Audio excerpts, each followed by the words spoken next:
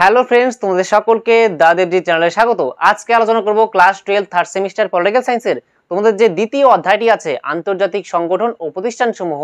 এই অধ্যায় থেকে আজকে আলোচনা করব নিরাপত্তা পরিষদ অর্থাৎ সিকিউরিটি কাউন্সিল সম্পর্কে। এর আগের ভিডিওতে আমি আলোচনা করেছিলাম যে সম্মিলিত জাতিপুঞ্জের উদ্ভব কিভাবে হয়, এর উদ্দেশ্য কি, এর নীতিসমূহ কি, সমস্ত বিস্তারিত আলোচনা করেছিলাম। তাছাড়া আলোচনা করেছিলাম যে এই যে সম্মিলিত জাতিপুঞ্জ, যার মধ্যে 193টি দেশ আছে, এই সম্মিলিত জাতিপুঞ্জের টোটাল 6টি প্রিন্সিপালস অর্গান আছে, অর্থাৎ 6টি বিভাগ আছে। তার মধ্যে একটা হচ্ছে সাধারণ সভা। সেই সাধারণ সভা সম্পর্কেও কিন্তু আমি আলোচনা করেছিলাম, ঠিক আছে, আগের ভিডিওতে। তাহলে আজকে যেটা আলোচনা করব দ্বিতীয় যেই বিভাগ, সেটা হচ্ছে নিরাপত্তা পরিষদ অর্থাৎ সিকিউরিটি কাউন্সিল। এর সম্পর্কে আজকে বিস্তারিত আলোচনা করব, ঠিক আছে। তাহলে আমি আবার লিখিয়ে দিচ্ছি যে এই সম্মিলিত জাতিপুঞ্জের টোটাল 6টি বিভাগ কি কি। একটা হচ্ছে সাধারণ সভা, আমি আগেও বলেছিলাম, আবার বলছি, সাধারণ সভা। দ্বিতীয় হচ্ছে নিরাপত্তা পরিষদ।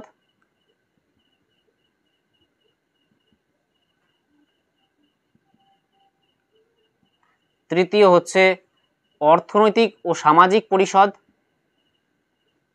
অর্থনৈতিক ও সামাজিক পরিষদ। চতুর্থ হচ্ছে, অর্থাৎ 4 নম্বর বিভাগ হচ্ছে আন্তর্জাতিক বিচারালয়।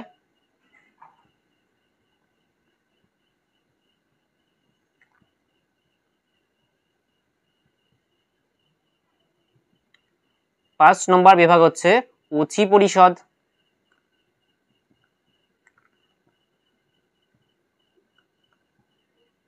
আর 6 নম্বর হচ্ছে সচিবালয়। তাহলে এই 6টি বিভাগ তোমরা মনে রাখবে, ঠিক আছে। সাধারণ সভা, যার সম্পর্কে আলোচনা করা হয়ে গেছে। দ্বিতীয় হচ্ছে নিরাপত্তা পরিষদ, যাকে ইংরেজিতে বলে সিকিউরিটি কাউন্সিল। এর সম্পর্কে আজকে আলোচনা করব। নেক্সট ভিডিওতে এটা আলোচনা করব যে অর্থনৈতিক ও সামাজিক পরিষদ, ইংরেজিতে বলা হয় ইকোনমিক অ্যান্ড সোশ্যাল কাউন্সিল বা ইকোসক। 4 নম্বর হচ্ছে আন্তর্জাতিক বিচারালয়, ইন্টারন্যাশনাল কোর্ট অফ জাস্টিস। উচি পরিষদ বা ট্রাস্টিশিপ কাউন্সিল। সচিবালয় অর্থাৎ সেক্রেটারিয়েট। তাহলে এই 6টি সম্পর্কে আমরা আস্তে আস্তে আলোচনা করব। তাহলে আজকে দেখব এই নিরাপত্তা পরিষদ সম্পর্কে। দেখো, তাহলে এই যে নিরাপত্তা পরিষদ, এটা কিন্তু সম্মিলিত জাতিপুঞ্জের 6টি বিভাগের মধ্যে সব থেকে গুরুত্বপূর্ণ, ঠিক আছে, সব থেকে গুরুত্বপূর্ণ একটা বিভাগ, আর যার কাছে সবচেয়ে বেশি ক্ষমতা আছে, ঠিক আছে, ডিসিশন মেকিং, ঠিক আছে, ডিসিশন মেকিং এর জন্য সব থেকে বেশি ক্ষমতা আছে এই নিরাপত্তা পরিষদের কাছে। তাহলে প্রথমেই দেখে নেওয়া যাক এর গঠন, কম্পোজিশন অফ সিকিউরিটি কাউন্সিল, ঠিক আছে। তাহলে এই যে নিরাপত্তা পরিষদ, এর মধ্যে কতজন সদস্য আছে আমি আগেও বলেছিলাম আগের ভিডিওতে, যখন সাধারণ সভা আলোচনা করেছিলাম, যে এই নিরাপত্তা পরিষদের মধ্যে টোটাল 15টি সদস্য দেশ আছে, ঠিক আছে, 15টি। তাহলে যদি পরীক্ষায় আসে যে নিরাপত্তা পরিষদের সদস্য সংখ্যা কত, ঠিক আছে, তাহলে উত্তর হবে 15টি দেশ এই নিরাপত্তা পরিষদের সদস্য।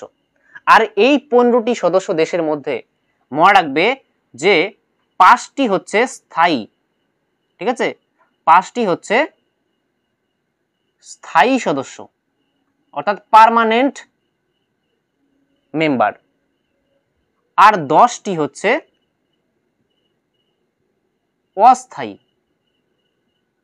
অস্থায়ী সদস্য বা অস্থায়ী মেম্বার, ঠিক আছে। তাহলে ভেরি ভেরি ইম্পর্টেন্ট, নিরাপত্তা পরিষদের মধ্যে টোটাল 15টি সদস্য দেশ থাকে, তার মধ্যে 5টি হচ্ছে স্থায়ী অর্থাৎ পার্মানেন্ট মেম্বার, আর 10টি হচ্ছে অস্থায়ী মেম্বার অর্থাৎ 10টি দেশ অস্থায়ী সদস্য, ঠিক আছে। আর এই যে 5টি যে স্থায়ী সদস্য দেশ, এই 5টি স্থায়ী সদস্য দেশের নামগুলি কি এখানে লিখে দিচ্ছি, যে 5টি স্থায়ী সদস্য দেশের নাম হচ্ছে আমেরিকা, রাশিয়া,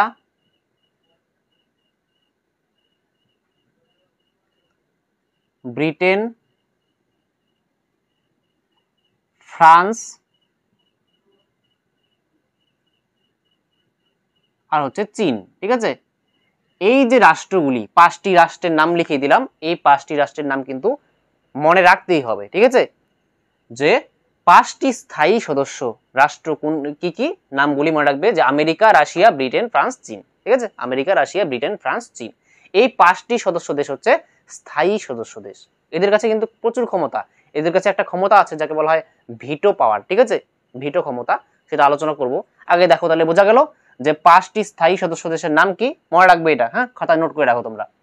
আর এই যে 10টি অস্থায়ী মেম্বার কান্ট্রি আছে, অর্থাৎ 10টি অস্থায়ী সদস্য দেশ আছে, অস্থায়ী কথার অর্থ কি, অস্থায়ী অর্থাৎ পার্মানেন্ট নয়। এরা কি হয়, যে এই 10টি যে সদস্য আছে তারা 2 বছর অন্তর অন্তর কি হয়, যে ইলেক্ট হয়, অর্থাৎ নির্বাচিত হয়। তার মানে একটা যদি দেশ এই নিরাপত্তা পরিষদের অস্থায়ী মেম্বার হয়ে যায়, তাহলে তার কার্যকাল হচ্ছে 2 বছর। 2 বছর পরে অন্য দেশ এই অস্থায়ী মেম্বার হয়ে যাবে, ঠিক আছে। তাহলে 2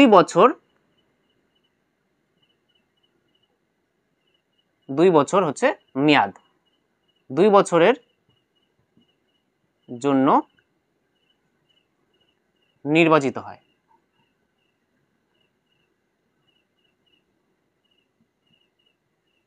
তাহলে এটা কিন্তু ভেরি ইম্পর্টেন্ট, মনে রাখবে যে নিরাপত্তা পরিষদের যে অস্থায়ী সদস্যরা আছে তারা কত বছরের জন্য নির্বাচিত হন, মনে রাখবে 2 বছরের জন্য। ধরো ভারত এই নিরাপত্তা পরিষদের অস্থায়ী সদস্য রূপে অংশগ্রহণ করলো, আর কি নির্বাচিত হলো, তারপরে 2 বছর থাকবে, তারপরে 2 বছর পরে অন্য দেশ অস্থায়ী মেম্বার হয়ে যাবে, ঠিক আছে। এখন কিন্তু বর্তমানে ভারত কিন্তু নেই, ঠিক আছে, 2024 পর্যন্ত ভারতের অস্থায়ী মেম্বার ছিল, এখন ভারত বেরিয়ে গেছে, অন্য দেশ এই অস্থায়ী মেম্বার হয়ে গেছে, ঠিক আছে। তাহলে তোমরা গুগলে সার্চ করে দেখতে পারো যে বর্তমানে 10টি দেশ কি কি আছে, তোমরা কিন্তু গুগলে সার্চ করলে পেয়ে যাবে, ঠিক আছে। বর্তমানে 10টি অস্থায়ী দেশের নাম তোমরা যদি গুগলে লেখো, 10টি অস্থায়ী দেশ বর্তমানে কোন কোন দেশ আছে তোমরা পেয়ে যাবে, ঠিক আছে। তাহলে 10টি কোন কোন দেশ আছে বর্তমানে, এগুলি পরীক্ষায় আসে না, তা তোমরা গুগল সার্চ করে দেখতে পারো। আর এইটা পরীক্ষায় আসে যে তারা কত বছরের জন্য নির্বাচিত হন, মনে রাখবে 2 বছরের জন্য, ঠিক আছে। আর এই যে 10 জন অস্থায়ী সদস্য তারা কোত্থেকে আসে, মনে রাখবে যে এই যে 10 জন অস্থায়ী সদস্য তাদের মধ্যে আফ্রিকা থেকে আসে হচ্ছে 3 জন সদস্য আফ্রিকা থেকে আসে, ঠিক আছে। এশিয়া থেকে আসে হচ্ছে 2 জন, তারপরে লাতিন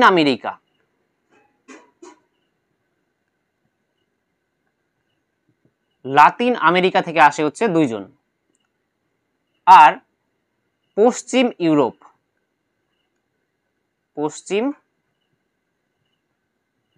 এই পশ্চিম ইউরোপ থেকেও আসে 2 জন, আর পূর্ব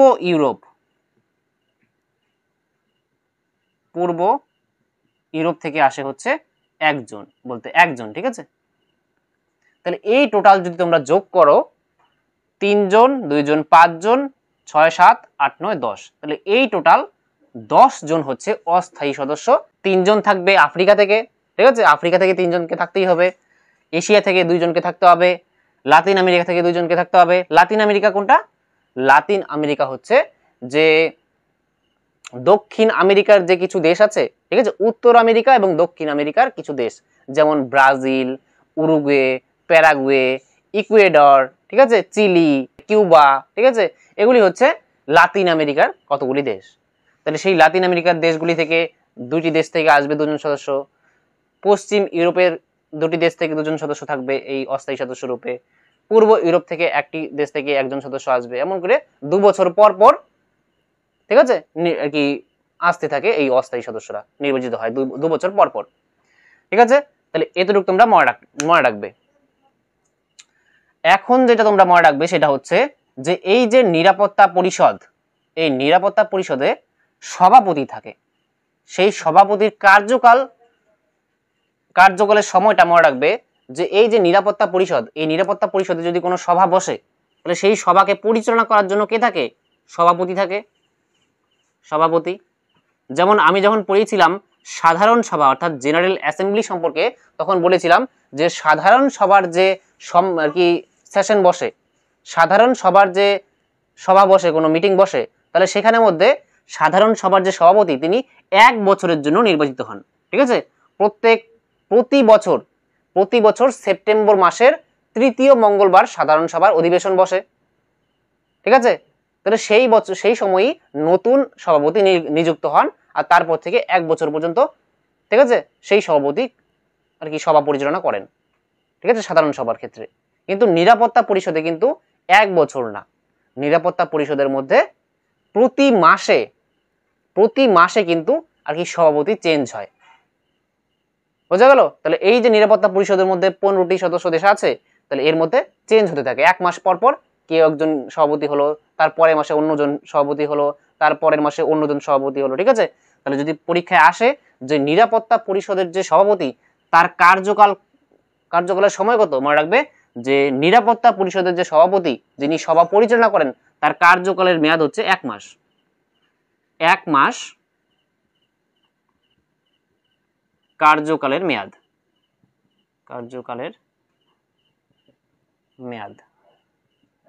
ঠিক আছে। সাধারণ সভা, ঠিক আছে, প্রথম যে বিভাগটি আলোচনা করেছিলাম সেখানে কিন্তু 1 বছর সভাপতির কার্যকালের মেয়াদ, কিন্তু নিরাপত্তা পরিষদের সভাপতির কার্যকালের মেয়াদ হচ্ছে 1 মাস করে। ঠিক আছে, 1 মাস পর পর চেঞ্জ হয় সভাপতি। তাহলে এখন দেখব ভোট পদ্ধতি নিয়ে। ঠিক আছে, ভেরি ভেরি ইম্পর্টেন্ট, এটা দেখবে যে ভোট পদ্ধতি নিয়ে।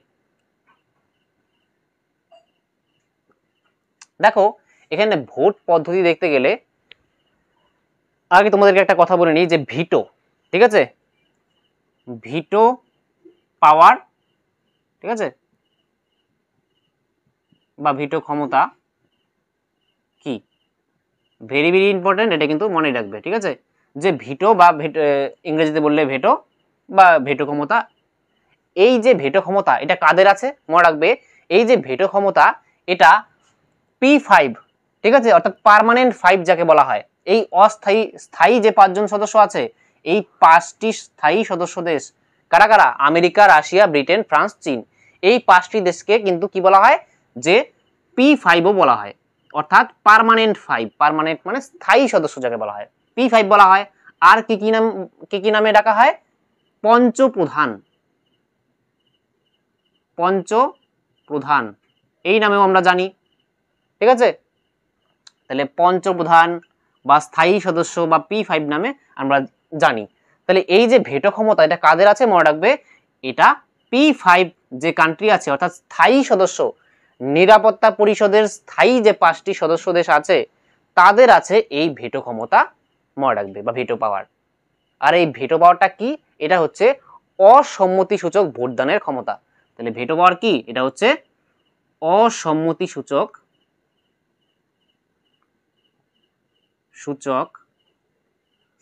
ভোট দানের ক্ষমতা,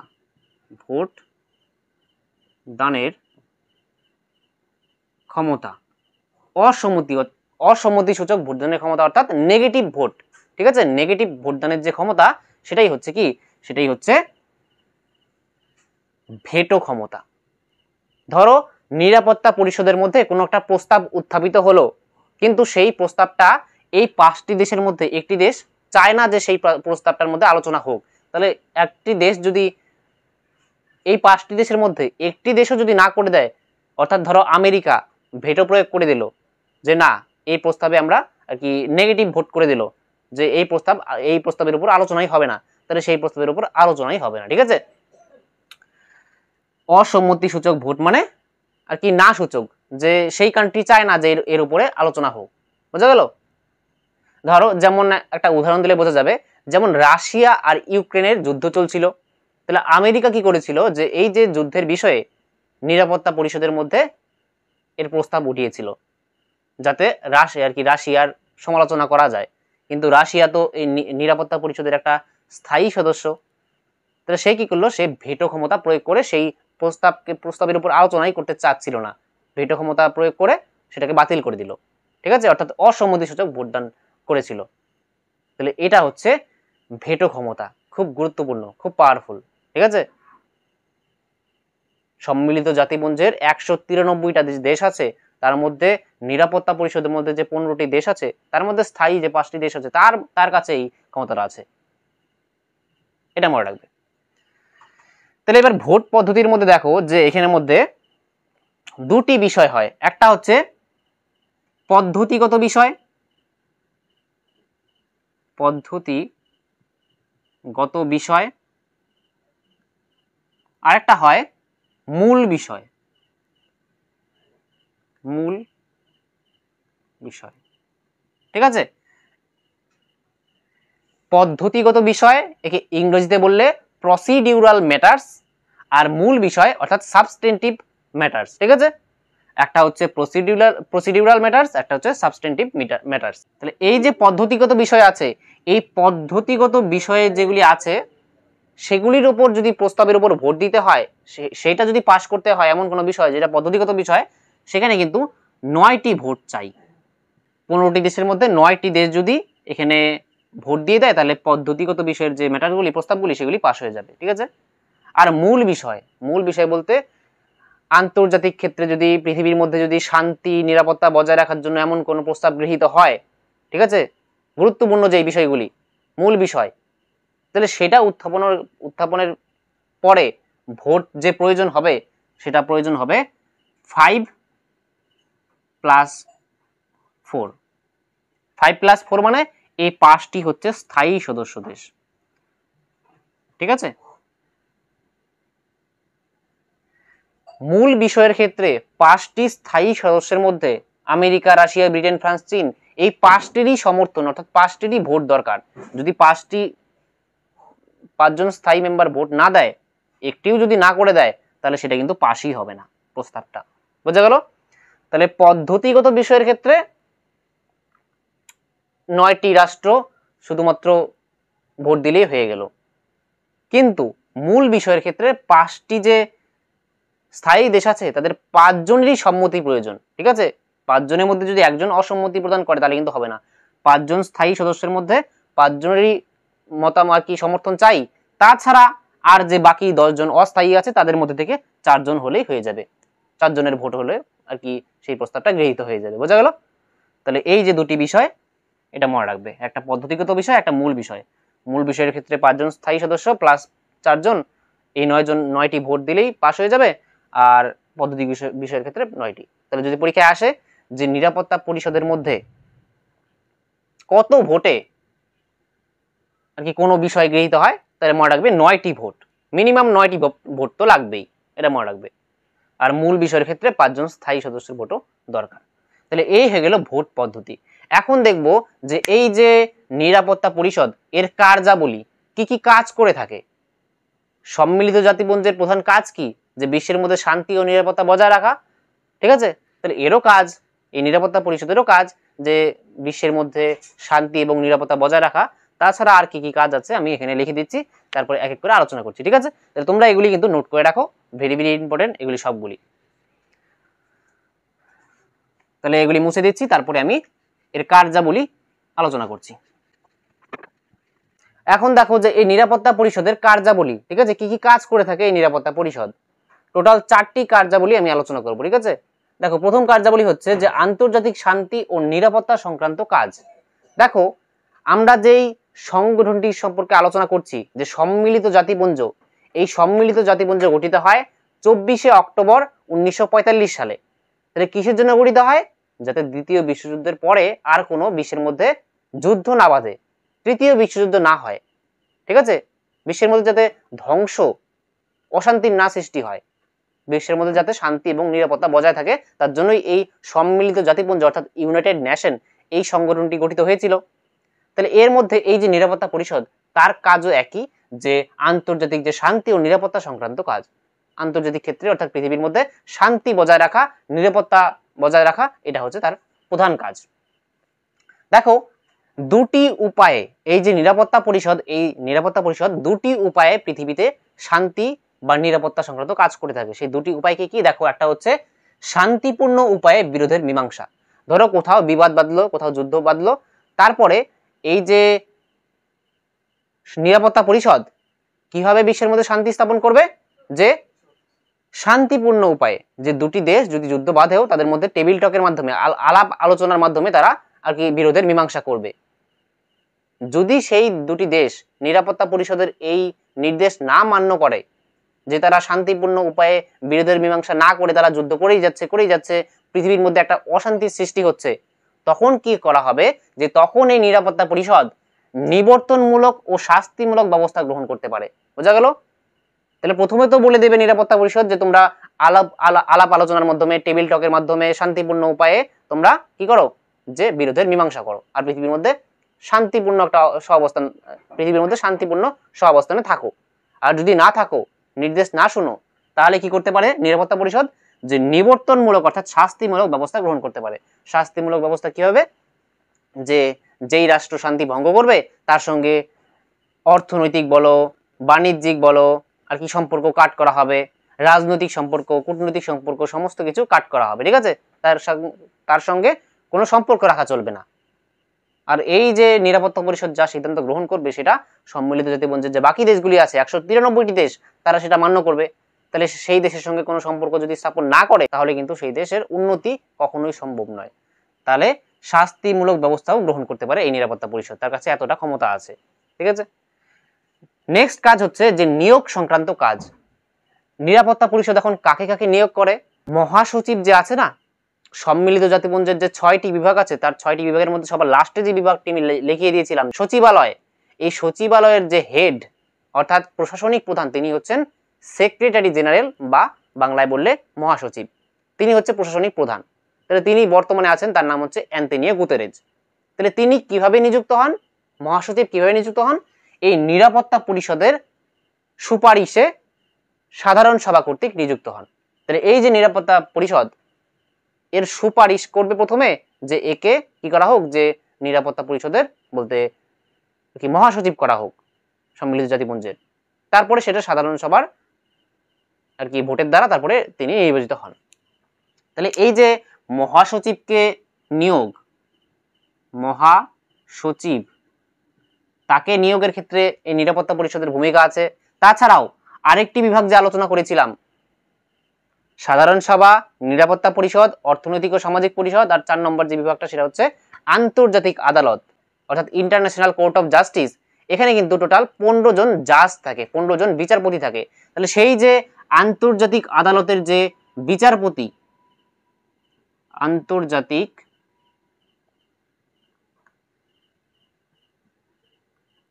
আদালতের বিচারপতি,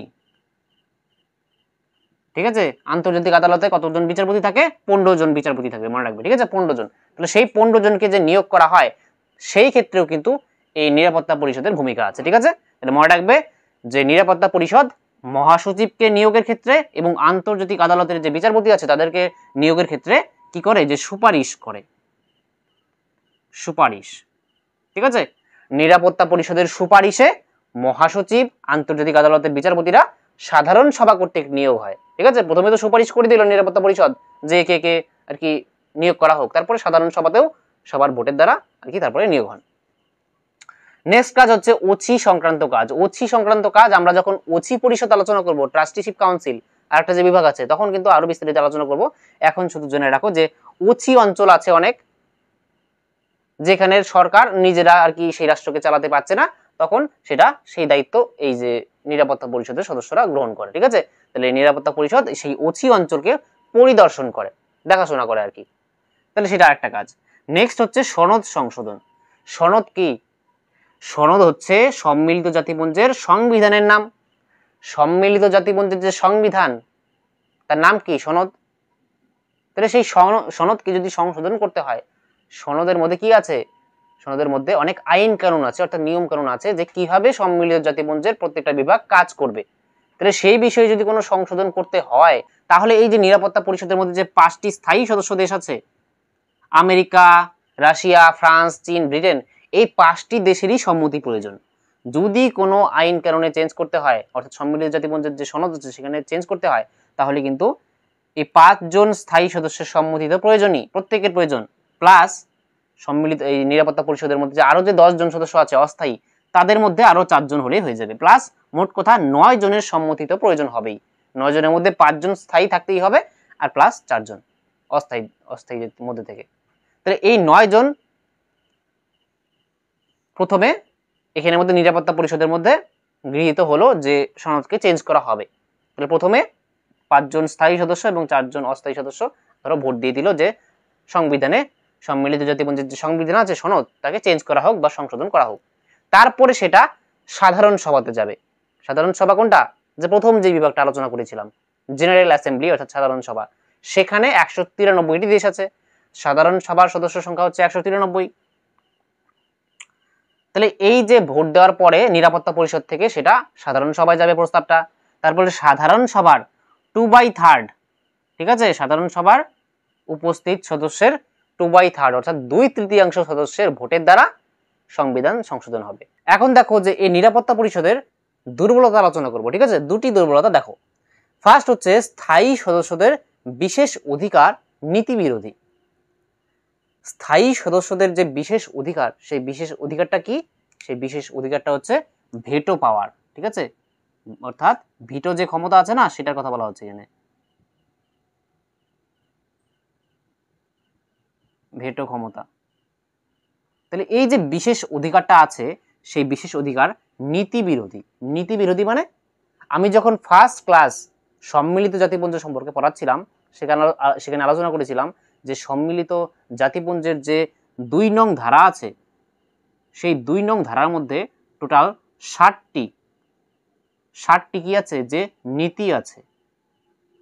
সেই 60টি নীতির মধ্যে ফার্স্ট যে নীতি, প্রথম যে নীতি, সেখানেই লেখা আছে যে সকল সম্মিলিত জাতিপুঞ্জের সকল সদস্য রাষ্ট্র সমান। তাহলে যেহেতু সম্মিলিত জাতিপুঞ্জের সকল সদস্য রাষ্ট্র সমান, এটা লেখা আছে নীতিতে, 1 নম্বর নীতিতে, তাহলে কেন এখানে 5টি রাষ্ট্রকে বিশেষ অধিকার দেওয়া হলো? তাহলে এটা হচ্ছে একটা দুর্বলতা, যার দ্বারা কি হয় যে পৃথিবীর মধ্যে শান্তি এবং নিরাপত্তা বজায় রাখা অনেক সময় হয়ে ওঠে না। ধরো এই শক্তিশালী যে 5টি দেশ আছে, যার কাছে এখন ভেটো ক্ষমতা আছে, তারাই বিশ্বের মধ্যে নিজের স্বার্থ রক্ষার জন্য নিজেরাই ধরো অশান্তি করছে। কিন্তু যদি কোনো প্রস্তাব গৃহীত হতে যায় নিরাপত্তা পরিষদে, তখন সেই দেশে কি হয়, ভেটো ক্ষমতা প্রয়োগ করে দেয়। যেমন রাশিয়ার ইউক্রেনের যুদ্ধ চলছিল, আমেরিকা যখন প্রস্তাব গৃহীত করলো, রাশিয়া কি করলো, ভেটো পাওয়ার ক্ষমতার মাধ্যমে সেইটা অসম্মতিসূচক ভোটদানের মাধ্যমে সেই প্রস্তাবের উপরে আলোচনা করতেই চাইল না। তাহলে এর দ্বারা কি হবে, যে শান্তি নিরাপত্তা পৃথিবীর মধ্যে বিরাজমান থাকবে না। তাহলে এই যে বলা হয়েছে যে এটা হচ্ছে বিশেষ অধিকার নীতি বিরোধী। নীতির মধ্যে দেওয়া আছে একটা, কিন্তু নিরাপত্তা পরিষদের মধ্যে ভেটো ক্ষমতা দেওয়া আছে মাত্র 5টি দেশের কাছে। এটা তো ঠিক না, না?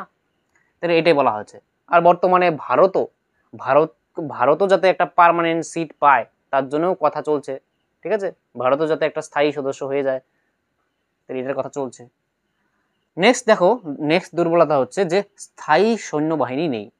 নিরাপত্তা পরিষদের কোনো স্থায়ী সৈন্যবাহিনী কিন্তু নেই। সদস্য যে কান্ট্রিগুলি আছে, যারা মেম্বার আছে, তারা যদি সৈন্যবাহিনী পাঠায় তাহলেই থাকবে, না হলে কিন্তু থাকবে না, ঠিক আছে। তাহলে এই হয়ে গেল নিরাপত্তা পরিষদ সম্পর্কে বিস্তারিত আলোচনা, ঠিক আছে। তাহলে এর থেকে যাই কোশ্চেন আসুক তোমরা পরীক্ষায় করতে পারবে। তাহলে নেক্সট ভিডিওতে আমরা আলোচনা করব নেক্সট যে বিভাগটি আছে, সেটা হচ্ছে অর্থনৈতিক ও সামাজিক পরিষদ, যাকে বলা হয় ইকোসক, ঠিক আছে, ইকোনমিক ও সোশ্যাল কাউন্সিল, ইকোসক, ঠিক আছে। একে আমরা ইকোসকও বলি, অর্থাৎ ইকোনমিক অ্যান্ড সোশ্যাল কাউন্সিল বা অর্থনৈতিক ও সামাজিক পরিষদ। তাহলে এর সম্পর্কে আমরা নেক্সট ক্লাসে আলোচনা করব বিস্তারিত। তাহলে এই ক্লাসটি তোমাদের কেমন লাগলো তোমরা কমেন্ট বক্সে আমাকে অবশ্যই লিখে জানাবে। আর ভিডিওটি যদি ভালো লেগে থাকে তাহলে অবশ্যই একটি লাইক করো। আর যারা চ্যানেলে নতুন তোমরা অবশ্যই চ্যানেলটি সাবস্ক্রাইব করে অল বেল আইকনে ক্লিক করে রাখো। তাহলে দেখা হচ্ছে নেক্সট ক্লাসে, ততক্ষণের জন্য বাই।